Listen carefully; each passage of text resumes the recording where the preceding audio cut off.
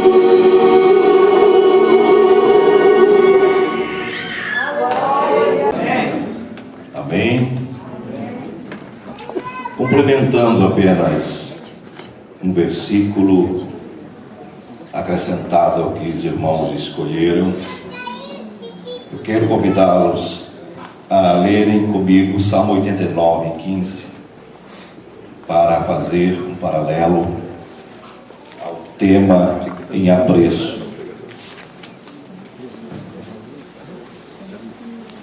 Salmos 89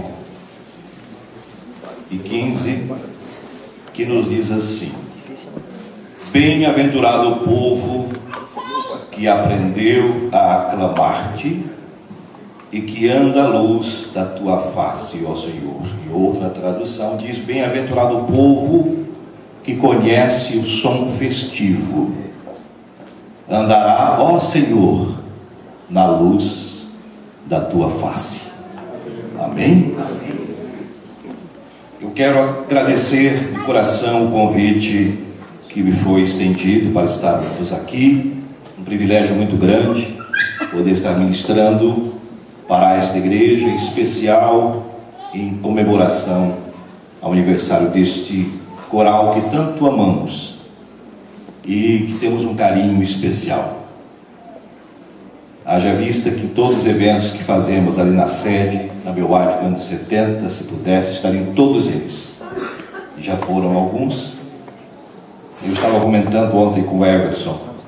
Eu disse, e comentei com a Zelma, se eu pudesse, se eles tivessem tempo, eu compraria um ônibus bem grande para sair com esse coral pregando por esse Brasil afora,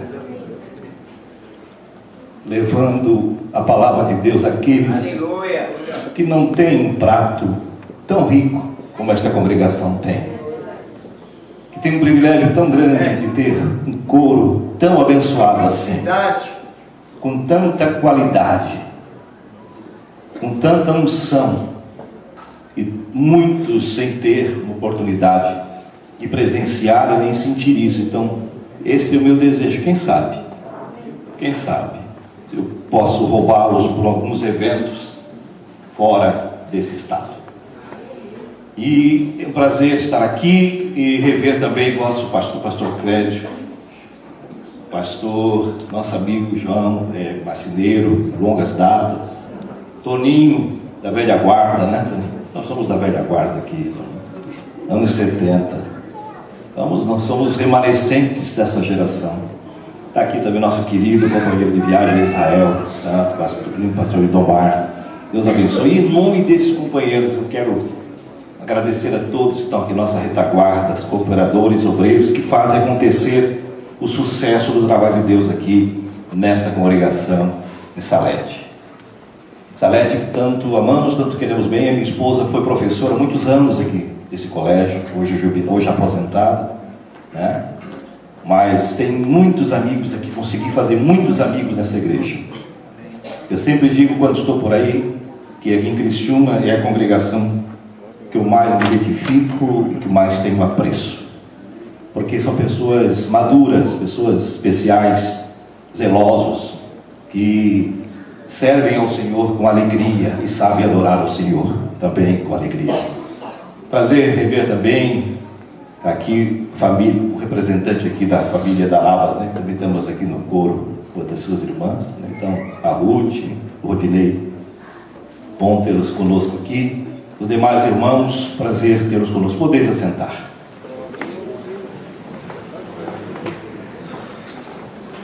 Prezados irmãos queridos, falar sobre esse tema, cuidado de escolher, penso que é fundamental e de suma importância que façamos um retrospecto, pelo menos nos situar na tela em apreço sobre esse tema, em que circunstância, em que situação os nossos heróis da Bíblia, Paulo e Silas, se encontravam quando nesse momento acontece esse milagre, entre muitos outros milagres que já vinham acontecendo com os apóstolos em toda a sua trajetória, desde quando começou a igreja, desde o começo, quando Jesus disse: ide por todo mundo e pregai o evangelho a toda criatura. Quem crer e for batizado será salvo. Ali estava o ide imperativo de Jesus, havia uma missão específica já para os discípulos. Jesus apenas orienta que eles passem por um processo de preparo, dizendo: vocês, portanto, fiquem em Jerusalém, até que do alto sejais revestidos de poder, porque vocês precisarão de muito poder e muita força, da presença do Espírito Santo muito forte na vida de vocês, para que vocês possam vencer os desafios que está colocado diante de vocês. Ide por todo o mundo, começando por Samaria, para as cidades vizinhas. Não tente muito longe por enquanto, mas preparem-se, porque o Evangelho é para todo mundo. E vocês estão dando os primeiros passos dessa missão que começa aqui em Jerusalém. E daqui vai sair os missionários, daqui sairão os pregadores que irão transformar o mundo ao longo de toda a história.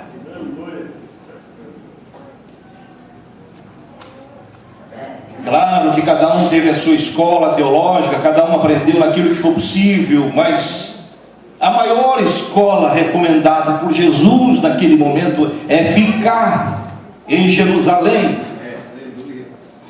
Até que venha quem? Gamaliel? Para os estudiosos da Bíblia, exegetas, sabem que Gamaliel era um dos mais nobres conhecedores da lei, com o qual o apóstolo Paulo aprendeu as sagradas letras, estudou.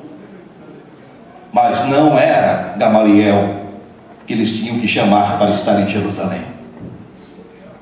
Jesus disse: ficai em Jerusalém até que do alto. Aleluia. Aleluia. Ficai em Jerusalém até que do alto sejais o que? Revestidos. Por que revestidos? Porque vestidos eles estavam no momento em que aceitaram. No momento que reconheceram, aceitaram os desafios, viram curas, viram coisas maravilhosas que bastavam. Aqui, tudo que viram para os discípulos seria suficiente, irmãos, para que eles saíssem dali gritando para o mundo inteiro o que Jesus fez por eles. Aleluia. Os milagres que eles viram, comeram com Jesus, viram mortos ressuscitarem, cegos verem, aleijados andarem. Suficiente para qualquer um, para testemunhar ao mundo o que viram.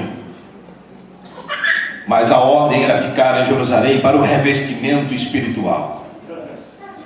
O preparo maior para uma igreja não é uma formação teológica. Ela é muito importante, ela é básica, ela é fundamental. Mas uma formação teológica sem o poder de Deus na vida de um homem não resolve nada. Ela ecoa vazia, ela ecoa algo que não se sustenta ao longo dos anos. Por isso Jesus recomendou: fiquem em Jerusalém, se revistam do poder de Deus, se preparem para as agruras e as vicissitudes que vocês irão enfrentar ao longo dessa jornada. E assim começa o grande desafio, e começam os primeiros acontecimentos. No dia de Pentecoste, aquela glória maravilhosa, todos começam a se preparar, saem dali animados. Mas já no começo começam as primeiras divisões, as primeiras dissensões, os primeiros desafios. Alguns apedrejados, alguns perseguidos, alguns deles até perseguidos. Por quem? Pelo apóstolo, pelo antigo Saulo de Tarso, doutor da lei, conhecedor, ele tinha autoridade suprema como romano, oficial romano, para perseguir os cristãos.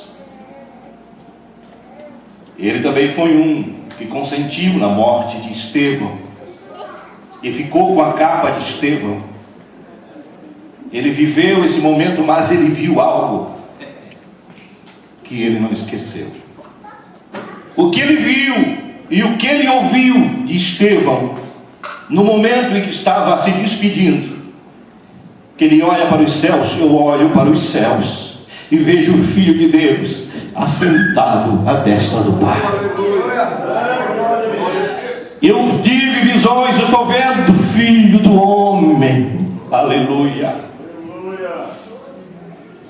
Saulo sai dali transtornado e tenta se recuperar dessa situação, mas o ódio e toda aquilo que ardia do radicalismo judaico, impregnado neles por não conhecerem, não entenderem o Evangelho. Saulo sai agora em direção a Damasco, procurando também atingir os irmãos que estavam em Damasco. E lá já a palavra de Deus já tinha estava chegando também em Damasco, já tinha irmãos convertidos em Damasco. Mas no meio da estrada, do caminho, acontece tudo que vocês já sabem. Um homem cheio de poder e cheio de determinação, literalmente cai do cavalo. Sai cego, humilhado. E Deus fala com ele, diz: Saulo, Saulo, por que me persegues? Dura para ti recalcitrar, perseguir os meus, mas eu quero que você realmente seja o meu instrumento. Já que você se reveste dessa autoridade, parece que vejo Jesus preparando ele, dizendo: eu vou precisar de ti. Já que você tem esse furor contra mim, eu vou usar esse furor contra mim para você ser o meu apóstolo para os gentios. E a sabedoria de Deus é suprema, irmãos. Deus trabalha de forma correta e precisa, por isso ele é Deus. Os demais apóstolos não teriam condição de fazer o que o apóstolo Paulo fez. Sem o apóstolo Paulo, o cristianismo teria dificuldade de se expandir para o mundo. Os irmãos concordam com isso? E sabe por quê? Porque os demais apóstolos, eles viviam em função do judaísmo de uma forma radical, e eles estavam preparados para conviver com aquele judaísmo tradicional. E eles não tinham o conhecimento e a sabedoria que Paulo tinha para poder conviver com circunstâncias adversas que o apóstolo Paulo teve que viver, a ponto de chegar diante de um dos imperadores, como Festo e Félix. Quando chegou diante do imperador, e ele começou a falar de Jesus, o que aconteceu com ele, a sua vida, como ele era no passado, como ele vivia no passado. O homem que vivia com tapetes vermelhos no palácio real, tinha tudo, tinha poder no Império Romano. E Félix olha para ele e diz: mas como, Paulo? Como, Saulo? Uma pessoa como você, inteligente, doutor da lei, conhecedor de todo conhecimento, agora está aqui preso na minha frente. Você foi meu colega de universidade, agora está aqui numa situação dessa. E ele insistia em falar de Jesus, mostrando o que Jesus fez na vida dele. E ele disse para Félix: olha, eu gostaria que você estivesse no meu lugar, exceto essas prisões que me prendem aqui, mas eu queria que você estivesse no meu lugar. Aleluia. Tanto que Félix disse: Paulo, Saulo, a sabedoria extrema, a tua inteligência te faz delirar. Admitiam a sabedoria de Paulo, mas não entendiam o projeto de Deus. Mas o evangelho não para. Continuam as perseguições. Agora Paulo entra no cenário de perseguidor, passa a ser perseguido. E a Bíblia mostra todos os momentos que eles viveram. Teve 3 momentos de açoites em cidades diferentes. E agora ele está num outro palco, e esse palco é definitivo e muito importante para agora Paulo, porque ele precisava realmente estender a obra de evangelização e missionária.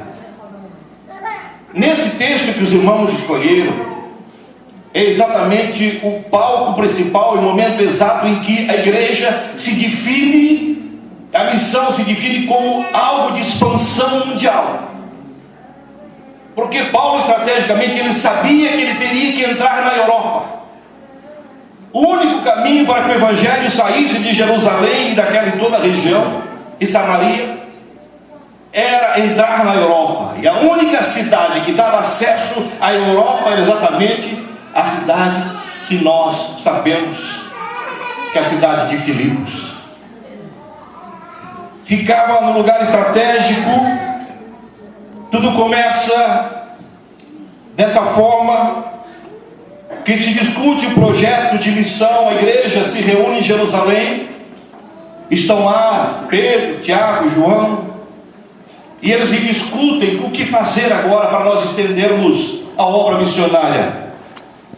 Naquele momento o alvo era Antioquia. Foram eleitos os nomes de Paulo e Silas, também Barnabé e Judas, chamado Barsaba. Dali parte para Antioquia, as províncias romanas de Síria e Cilícia. Chegando a Antioquia, cumpre sua missão, e Judas Barsaba volta e Silas fica acompanhando Paulo.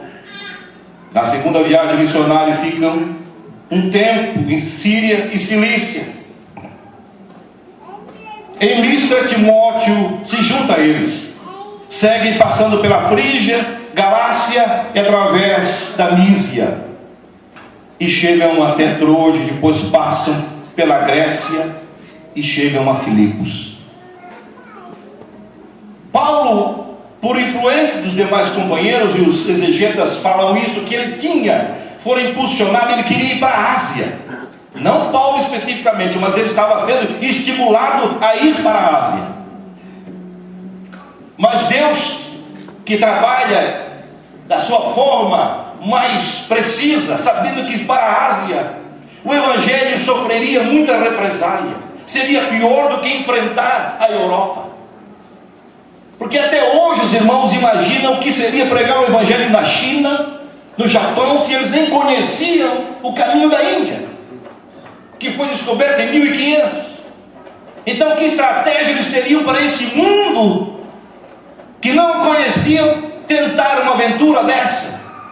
Seria extremamente difícil, e Deus, na sua suprema sapiência, determinou: vocês fazem essa trajetória, começam pela Europa, da Europa vai se espalhando, e aos poucos o Evangelho vai ganhando corpo. E foi o que aconteceu. Chega um momento em que eles estão nessa situação, nessa cidade. Eles chegam em Filipos. Ali começam a pregar o Evangelho. Já encontram uma mulher atenciosa ali que está ouvindo a palavra de Deus. Seu nome era Lídia. Encontram ali também aquela situação que os irmãos já leram no texto, que veio falando e dizendo: esse é o homem de Deus, esse é o homem servo de Deus do Altíssimo. E vem falando todos os dias aquela bajulação desnecessária e não divina. Por isso é muito cuidado com as bajulações, porque elas podem não ser de Deus. Toda bajulação não é bem-vinda. E às vezes as pessoas se alimentam de bajulações, se achando que tudo que dizem deles é o melhor. Não. Que digam de você o que você é, mas não digam o que você não é. Paulo sabia que eles estavam dizendo o que ele era, mas ele sabia que atrás daquilo havia um espírito querendo dar conformismo e limitação física para Paulo. Como que ele diz: eu sou tal, e eu vou agora ficar aqui, vamos estabelecer aqui nessa cidade, daqui não saio porque está tudo bem, está tudo em meu favor, está todo mundo dizendo que eu sou o cara. Mas ele olha para ela e diz: Senhor te repreenda. Aleluia, glória a Deus. E repreendeu aquele espírito que adivinha, que era como oráculo para eles, porque ela dava lucro aos seus senhores, porque era como uma feiticeira que adivinhava ali a vida das pessoas, lia as mãos e dizia, traduzia o futuro das pessoas, mentindo para as pessoas. E o espírito maligno enganando as pessoas. Paulo repreendeu, trouxe prejuízo para alguém. Evidentemente, quando essa pessoa que era explorada e tira dos seus senhores o lucro, isso traz realmente uma perseguição necessária, porque quando você mexe com dinheiro e com valores, afeta realmente sempre ameaça alguém. E foi o que aconteceu. Foi o pivô suficiente para que Paulo e Silas fossem arrastados, fossem denunciados, para as autoridades da época. E a Bíblia diz que eles foram açoitados. E foram açoitados violentamente. A Bíblia diz, vocês sabem muito bem que a Bíblia diz que são 39 menos 1, não pode ser 40 vezes. Então eles ganharam 39 varadas nas suas costas. Tiram a camisa e o açoitam. E o lançam no calabouço, ainda na cadeia. E não se limitam ainda só colocá-los na cadeia, mas ainda colocam entre troncos amarrados, com as duas mãos. Como quem diz aqui, você não pode sair porque você está amarrado. Naquela época o nome era carcereiro, até pouco tempo ainda no Brasil era carcereiro. Quando nós chegamos na Secretaria de Segurança Pública de Santa Catarina, quando trabalhei lá, ainda era carcereiro. Mudou há pouco tempo. Eu lembro que eu fiz parte da primeira comissão que mudou o nome de carcereiro para agente prisional aqui em Santa Catarina. Eu fiz parte da primeira escola de seminário de agentes prisionais, o coordenador e criador desse momento, que passou a mudar a nomenclatura, mas em toda a história, todo o tempo, até aqui no Brasil, o nome ainda era carcereiro, vocês sabem disso.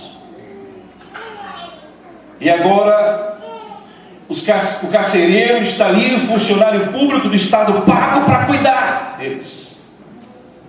Mas acontece algo fenomenal, que vai mudar toda essa história. Deus permitiu que Paulo e Silas passassem por essa situação, porque seria a forma de formar a igreja ali. Não teria outro jeito, talvez. Parece que só pregando não teria o resultado que teve na mesma circunstância, porque esse momento histórico e esse milagre mexeu com as vidas das pessoas. Glória a Deus. Se Paulo fosse tentar um por um pregar o evangelho, ele ganhava um aqui, perdia outro ali, porque vinha outro judeu tentar desfazer o que Paulo pregou. Seria uma luta e uma guerra em glória. Mas Deus permitiu que eles passassem por esse processo. Quando foram açoitados, colocados no tronco, presos ali, mesmo com dor, sentindo as dores das feridas, dos açoites, eles começam a cantar. Oram e cantam. Oram, aleluia.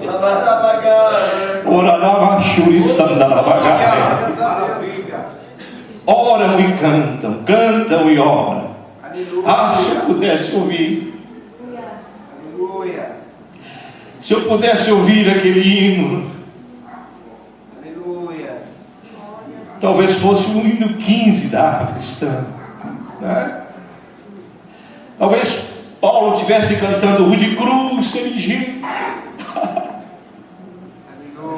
Aleluia! Oh, glória! O de cruz se erigiu. Um dia surgiu como emblema de dor, e assim sucessivamente. Aleluia! E vejo pelos olhos da fé aquele carcereiro que começou sonolento, já era tarde, meia-noite, já dormindo praticamente, mas ele ouvia ao longe aquele som entrando no subconsciente, e os carcereiros demais presos ouvindo aquele hino. Já começava o primeiro processo de evangelização. Os primeiros a ouvir o evangelho ali já eram os carcereiros, já eram os prisioneiros. Aleluia! Seus corações já começaram a ficar mexidos, tocados, ouvindo aqueles hinos. Glória a Deus! Aleluia, irmãos, imagina que misto de dor e alegria, mas o apóstolo Paulo sentindo toda aquela dor e tudo aquilo que parecia para nós humanos impossível, para ele naquele momento quando canta, era como um bálsamo de Deus que tirava toda a sua dor. Aleluia! Era como um anestésico de Deus Glória a Deus! tirando a dor, e o Espírito Santo confortando e dizendo: cante, meus filhos, porque aqui começa a grande arrancada da minha igreja. Aleluia! E quando estão no meio de tudo isso, já meia-noite, ouve o que vocês conhecem de mais lindo. Aleluia! De repente dá um grande terremoto e rompe aquele louvor, aquelas orações mexeram com o coração de Deus. Os céus foram sacudidos com as orações e com o clamor e com o louvor de Paulo e Silas. E os alicerces daquele lugar começaram a tremer, a casa começou a tremer, as cadeias começaram a se romper, e todas aquelas portas e cadeias se abrindo automaticamente. Era um barulho ensurdecedor, plaque, plaque, plaque, plaque, plaque, plaque, plaque, se abrindo como se fosse um cinema em Hollywood. Aleluia! Não tinha energia elétrica, era escuro na época, a iluminação que se tinha era com luminárias feitas com fogo, com tochas.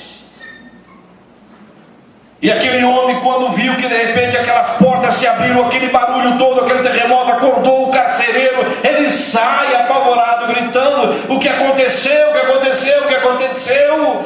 Onde estão os presos? Porque ele sabia que ele morreria se aqueles homens realmente fugissem. Bastava um preso daquele fugir, ele seria enforcado. Porque na passagem anterior da Bíblia, em outro momento em que Paulo foi açoitado, o carcereiro foi enforcado porque deixou fugir. Basta que vocês pesquisem. Mas esse teve sorte. Esse Deus agiu de misericórdia com ele, porque nenhum preso fugiu e Paulo não deixou fugir. E disse: todos nós aqui estamos. Porque aqueles presos já tinham sido evangelizados, então já estavam prontos, já estavam convertidos, já estavam curados, já estavam com outra missão, já estavam com o Espírito de Deus tocando no coração, e nenhum se esforçou em fugir. Ficaram ali ao redor de Paulo, vendo tudo aquilo, aquele momento de glória. E o carcereiro, então, naquele momento, querendo se matar, puxando aquela espada para suicidar, Paulo disse: não te faça mal, porque todos aqui estamos. Aleluia! Aleluia, todos estão salvos, não te preocupa. Aleluia, mas onde entra o pecado, a glória, a graça superabunda, irmãos. Ali havia homens pecadores, assassinos, homens destituídos da sociedade, condenados pela sociedade. Então, a pior espécie e casta de pessoas estavam ali. Mas a graça de Deus naquele momento os alcança e os atinge, e aqueles homens começam um processo de cura e de recuperação. Aleluia! A esperança renasce para cada um daqueles presos. Ele se joga aos pés de Paulo e Silas e diz: senhores, o que eu faço para ser salvo? Eu também quero esse Deus, eu também quero esse Jesus, eu também quero essa alegria, eu também quero esse privilégio. Aleluia! E eles dizem: crê no Senhor Jesus Cristo e será salvo tu e a tua casa. Aleluia! E ali começa o mais importante processo de mudança da história. Aquele mesmo carcereiro já pega e diz: o que é que te impede? O que é que eu preciso fazer? E começa a perguntar para Paulo como fazer para ser batizado. Ele estava tão eufórico e tão determinado que era de madrugada, já tinha passado a meia-noite. Esse carcereiro não quis deixar esperar o amanhecer. Disse: não vou esperar amanhecer não. Aqui perto tem um rio onde eu vejo essas pessoas orando ali. Tem um pessoal que vai orar ali de vez em quando. Vamos lá já, se batizar é já. Saíram de noite para o batismo, pegaram as tochas e saíram um atrás do outro e foram na beira do rio. E agora Paulo e Silas pegam o carcereiro e colocam a sua família e batiza aquela família, e a primeira igreja na Europa começa a se formar ali. Oh, glória a Deus! A alegria foi tão grande porque o carcereiro vivia junto, era por lei que ele tinha que conviver no ambiente, a casa dele era próximo ao cárcere. A casa dele já era do lado. Ele foi, saiu batizado, chegaram felizes em casa e disse: não, mas eu não estou contente, vocês vão ter que agora ir para casa, porque eu vou curar, vocês vão ter que agora fazer o contrário, eu vou ter que agora sarar a ferida. Lá vai o carcereiro, pega a dica, pega o que tinha na mão, que não sei que produto ele pegou, mas agora está lá nas costas de Paulo e Silas, passando aquele enguento, tentando dizer: meu Deus, que fizeram contigo, que fizeram com esse homem de Deus, oh, que tristeza. A alegria chega naquela casa, a mudança acontece naquela família, e leva agora aquela família a adorar ao Senhor. E Paulo quis se retirar, e Silas disseram: não, vocês vão ficar aqui, vão dormir aqui essa noite, amanhã vocês vão embora, amanhã vocês podem sair. E o mais importante disso tudo que eu acho é que, além de tudo isso, chegou de manhã, veio oficiais de justiça, vieram para Paulo e Silas e disseram: olha, os pretores, oficiais de justiça, determinaram que vocês podem sair. Paulo disse: não, senhores, eu sou cidadão romano, vocês me açoitaram, vocês me prenderam, vocês me perguntaram a minha origem, quem eu era. Eu fui soldado romano, eu servi essa pátria, eu servi esse país, tenho minha origem romana, e vocês não poderiam fazer isso. Vai lá e diga para ele, para mim sair daqui, eles têm que vir aqui pedir perdão para mim. E quando os oficiais de justiça chegaram, informaram aqueles que mandaram prender Paulo e Silas, eles se apavoraram, ficaram temerosos, vieram até Paulo e Silas, pediram perdão, pediram desculpa e liberaram os nossos heróis da fé para começar a maior caminhada de evangelização para o mundo.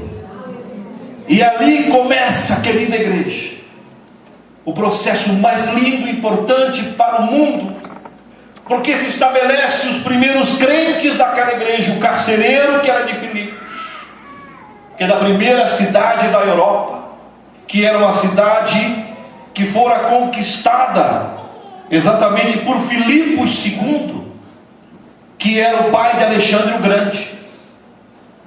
Então ele deu esse nome de Filipos em função do nome do avô, que era Filipos. Era uma cidade militar, era uma cidade que todos os ex-funcionários públicos do Estado normalmente iam para aquela cidade. Eram pessoas de bem, de poder, de aquisição. Tanto é que o apóstolo Paulo, quando escreve aos Tessalonicenses, ele trata como minha coroa, porque ele diz aquela igreja que ela foi a igreja que mais sustentou Paulo em todas as viagens missionárias. E ele reconhece tudo que aquele povo fez por ele, o que os filipenses fez por ele, porque na verdade aquele povo tinha uma certa estrutura, aquele país, aquela colônia, porque era uma colônia romana, era uma cidade grega, mas era conquistada pelos romanos. E esse Filipos II chamou, deu o nome, né? Recebeu Alexandre o Grande, deu o nome dessa cidade por isso. Então era uma cidade muito interessante estrategicamente, porque ela fazia divisão com a Ásia Menor, com a Europa, e dava espaço para entrar em qualquer situação que quisesse. Estrategicamente era ali que Paulo queria estar. E ele começa então a avançar, começa a formar, ali encontram Lídia, a vendedora de púrpura. Então vocês veem que ali encontram já uma igreja multicultural, socialmente, pessoas diferentes, classe social. Tem ela com a vendedora de púrpura, que tinha uma vida relativamente bem, boa, porque púrpura era consumida apenas pela classe nobre, era algo usado pela nobreza da época.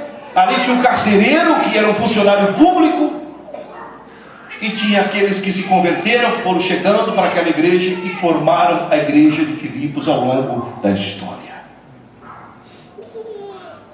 Então, irmãos, quando vocês escolhem esse tema e trazem esse tema, que dali o dia em que o louvor subiu ao céu Não foi só o louvor que subiu ao céu.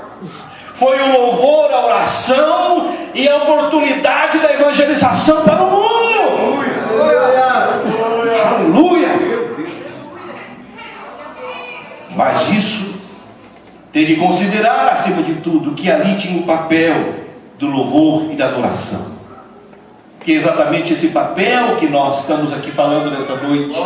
É esse ênfase que nós temos que dar também, e não podemos esquecer da importância do louvor na vida do cristão, na vida do salvo, na vida da igreja. A importância do louvor em qualquer situação, em qualquer lugar.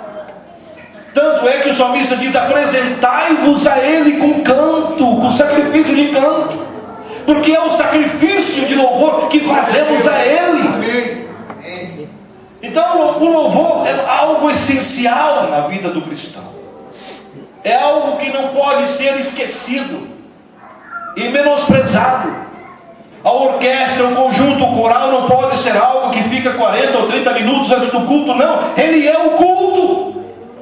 É ali que começa a adoração, é ali que começa o louvor, é ali que começa a preparação para a palavra, é ali que o Espírito Santo começa a trabalhar, a movimentar as águas.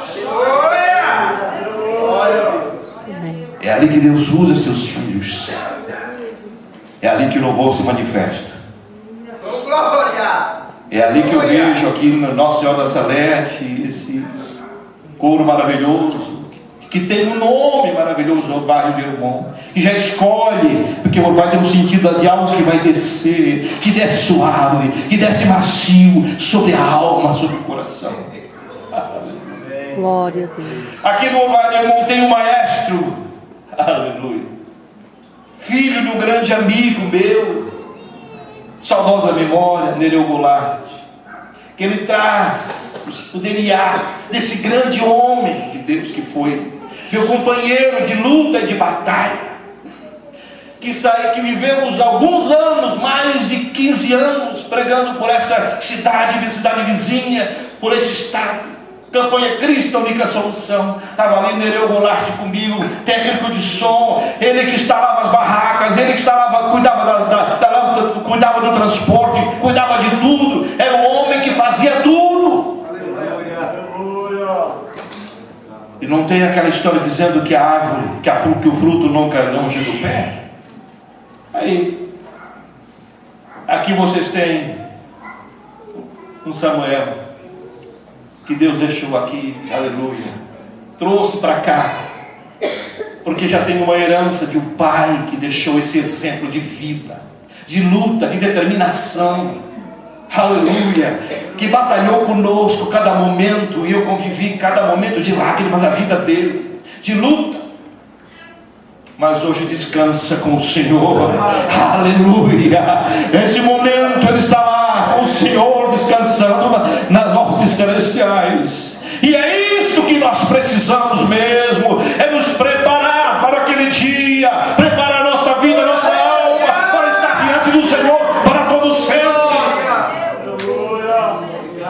Aleluia. E é isto que o texto chama de louvor e adoração. E é isto que o salmista chama de som festivo. E diz: bem-aventurado o povo, o coral, a igreja que conhece o som festivo. Andará, ó Senhor, na luz da sua face. E isso acontecia em todos os momentos históricos. Se nós fôssemos falar sobre esse tema, sobre esse assunto, sobre o som festivo, teríamos muito o que falar. Cada momento histórico que se viveu, que a Bíblia fala de que o som festivo acontecia na vida dos cristãos, dos fiéis, dos apóstolos, dos profetas, dos homens de Deus. Tudo era com som, tudo era com manifestação de som. Eram as trombetas que estavam com os sacerdotes, com os levitas. Eram os sacerdotes quando iam ministrar. O sumo sacerdote entrava uma vez por ano no Santo dos Santos, e ao redor da sua sobrecapa, onde ele se vestia, tinha ali os urim e tumim. Era campainhas de ouros que ficavam na orla dos seus vestidos. E era colocado uma corda no dorso do sumo sacerdote, antes de ele entrar no Santo dos Santos. Porque se ele não estivesse bem, e estivesse ministrando, estivesse em pecado, ele morria ali mesmo. Então teria que ser puxado com uma corda. Por isso ele tinha que ir com urim e tumim, que eram aquelas campainhas de ouros na orla do seu vestido. Porque enquanto ele estava ministrando no altar, estava lá aquele barulho, as campainhas, tirilim, tirilim, tirilim, e o povo dizia: ele está vivo, ele está vivo, ele está vivo, ele está vivo. O Senhor está aceitando o nosso sacrifício, o Senhor está aceitando o nosso sacrifício, o Senhor está aceitando o nosso sacrifício. E o povo gritava, o povo vibrava, e as trombetas soavam. Era assim. Era assim que Deus tratava, era assim que Deus agia. Em cada momento histórico tinha um som específico. E eu chego a perguntar: qual é o som que nós estamos ouvindo hoje? Hein? Qual é o som que os nossos filhos estão ouvindo hoje? Qual o som que nossas filhas estão ouvindo hoje? Será que é o som das novelas das 8, das 9, das 10? Será que é o som do rock and roll, das músicas deliciosas? Será que os iPads, iPods, iPhones da vida, colocados na mão do seu filho adolescente, estão sendo monitorados suficientemente para sabermos que música ele está ouvindo? Eu estava assistindo essa semana, até eu transcrevi aqui algum texto, mas não vai dar tempo para falar. Mas eu não pecaria na omissão de dizer o que eu ouvi numa entrevista do pastor Sóstene, neurolinguista e jornalista, que ele fez ao pastor Subirá. Ele coloca, como neurolinguista, ele faz uma observação, um estudo pormenorizado sobre a importância da música no aspecto espiritual e também negativo para aqueles que não sabem ouvi-la. Aquilo que nós ouvimos aqui é o movimentar de Deus, são as teclas e os sons festivos que chega como um cheiro suave diante do Senhor. Quando nós cantamos e colocamos e abrimos a nossa boca e movimentamos o ar, que mexemos com a nossa corda vocal, nós mexemos, como diz no grego e no aramaico, o ahar de Deus, aquilo que nós chamamos de pneu de Deus, que é o sopro de Deus, que nós recebemos no Éden. E aí nós colocamos para fora aquilo que o coração está cheio, do que a alma está cheia. E esse pneu de Deus começa a colocar aquilo que ele recebeu como estímulo externo ou interno para fazer o que ele pretende fazer. Aleluia. Quando nós usamos isso para elevar e para engrandecer a Deus, nós entramos numa sintonia direto com os céus, e por isso nós choramos, e por isso nos alegramos, e por isso nós vivemos cantando em casa, por isso nós vivemos andando para cima e para baixo, dirigindo onde estiver, cantando e recebendo o batismo do Espírito Santo, porque é o pneu de Deus agindo na nossa vida, é a comunhão com Deus. Aleluia. Quantas vezes você e eu cansei de estar dirigindo nessa BR ao longo dos anos, muitos anos trabalhando em Florianópolis, indo para cima e para baixo, e ser renovado no Espírito, relembrando hinos antigos, hinos do passado, e as lágrimas vêm. E nós sentimos aquela comunhão, porque é o pneu de Deus, é aquela comunhão, é aquela sintonia que você faz ao céu, é um som festivo que nós estamos vivendo.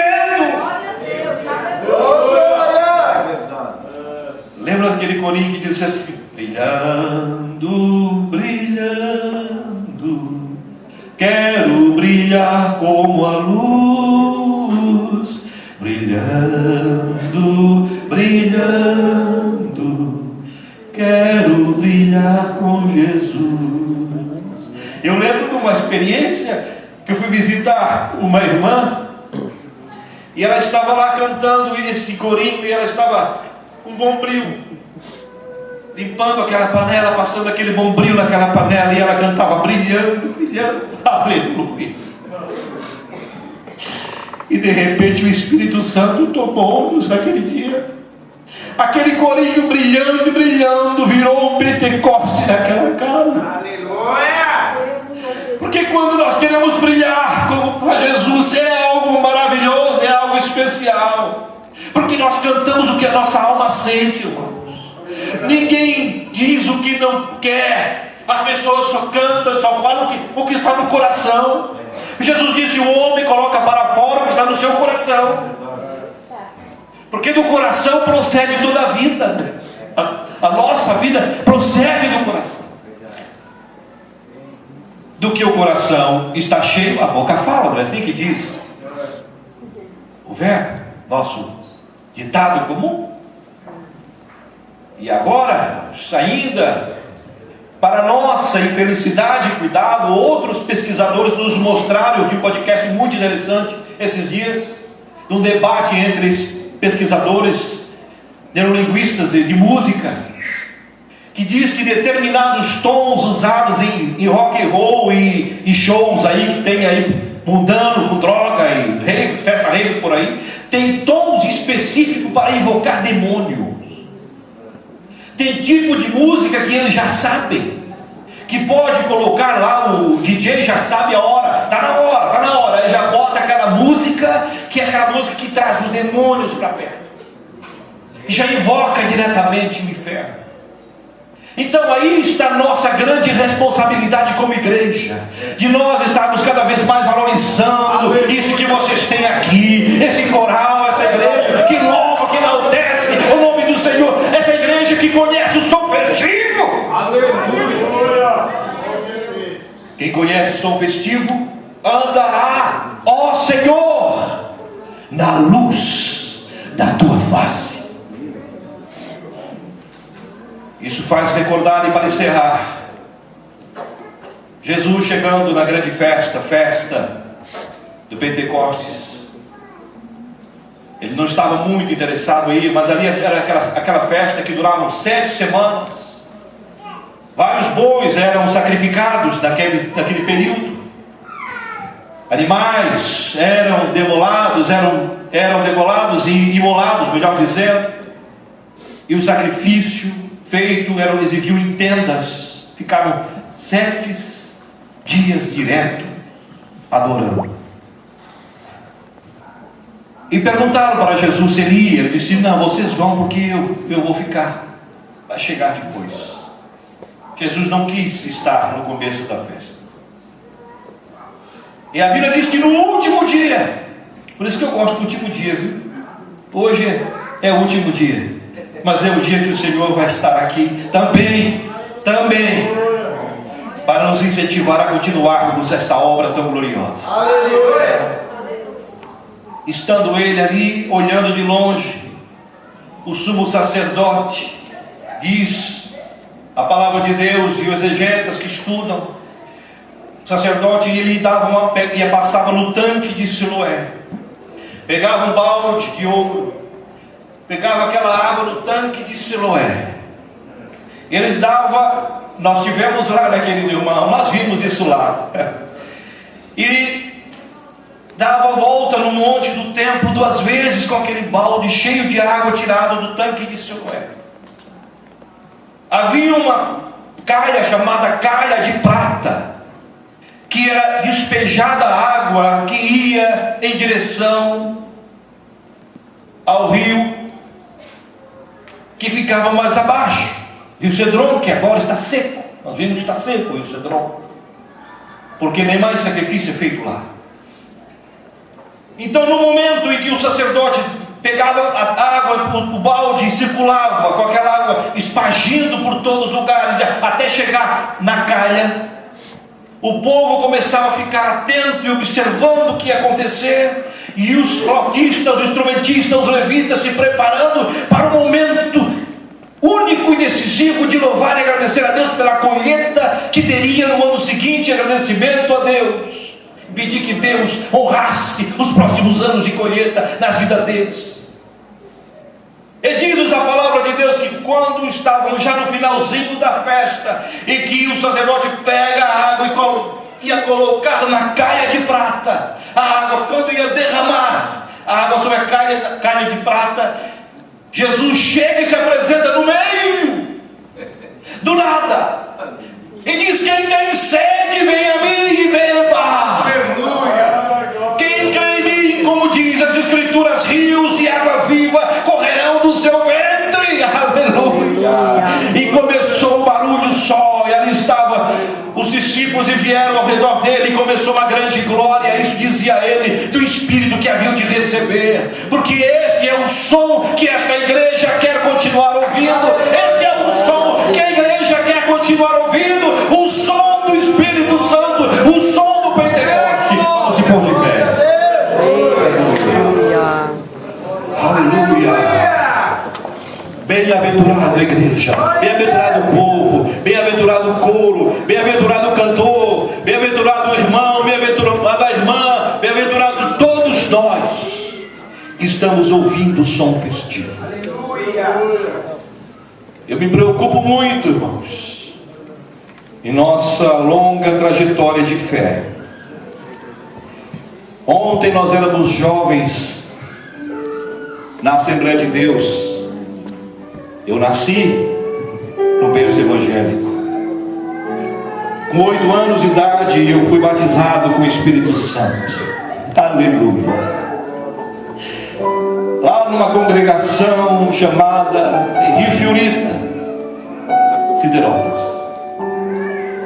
Lembro com muita saudade, mas muito gostosa, de que havíamos recebido os irmãos do Rio Grande do Sul. E eu era uma criança com 8 anos de idade. E esses irmãos vieram fazer movimento para batismo com o Espírito Santo, que está faltando na nossa igreja hoje. E eles começaram a orar, e todos começaram a ser batizados com o Espírito Santo. E muitas crianças como eu também começaram a receber o batismo com o Espírito Santo.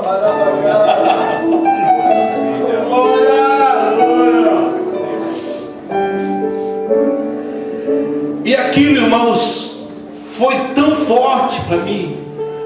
Aquilo foi tão forte, que eu dizia assim: chega Jesus, chega Jesus, chega Jesus. A minha carne não estava resistindo mais. Glória a Deus. Aleluia. Porque eu ouvi o som festivo. Aleluia. Eu ouvi o som do Pentecostes. Aleluia. Eu sou dessa geração que nasceu banhado no poder, no batismo com o Espírito Santo. Eu sou dessa geração que viu Jesus caminhar dentro da igreja. A nossa geração viu isso. Eu estava lá, eu estava ali. Aleluia. Tenho pregado em muitas igrejas por aí, e quero dizer aos irmãos que estou triste. O Espírito Santo muito mais, que já não se ouve mais o som festivo, já não se ouve mais o som do Pentecostes.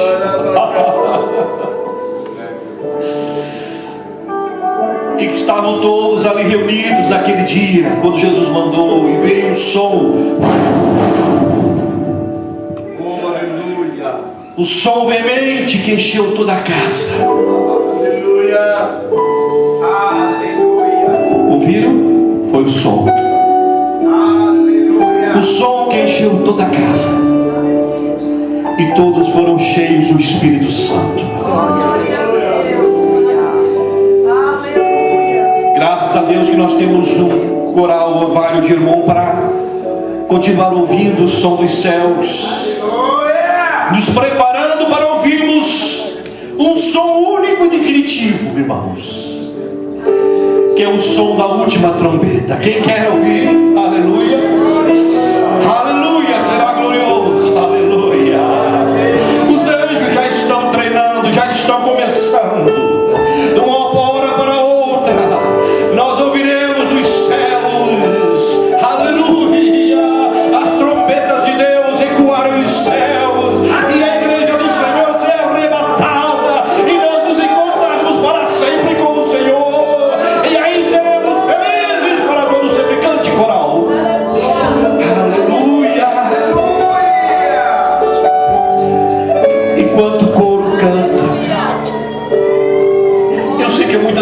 que faz tempo que não fala línguas estranhas.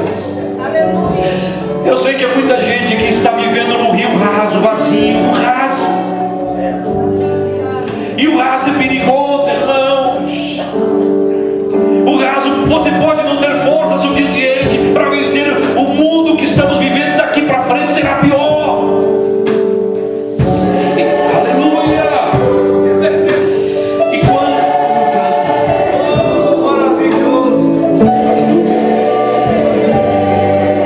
Jesus, olha que lindo.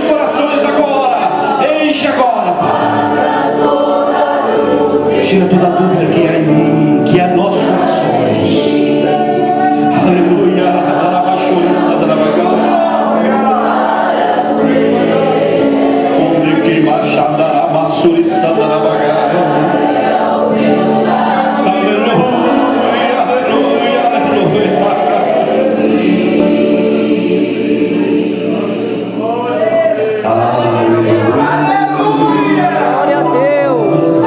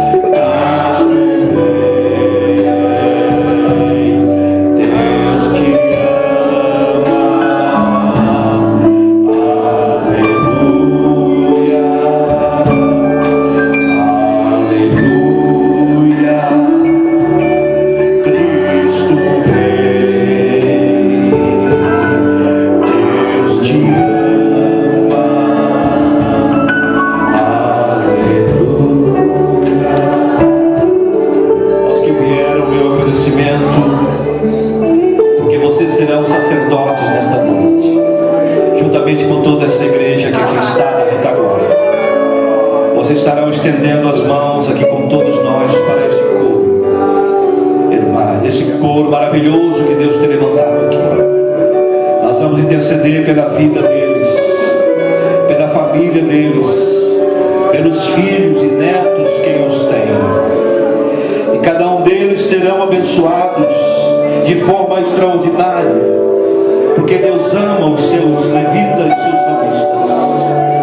Vamos orar pela vida do maestro, da sua família, da Cíndia e todos os demais da família, para que Deus dê graça e força para continuarem esta longa jornada. Oremos.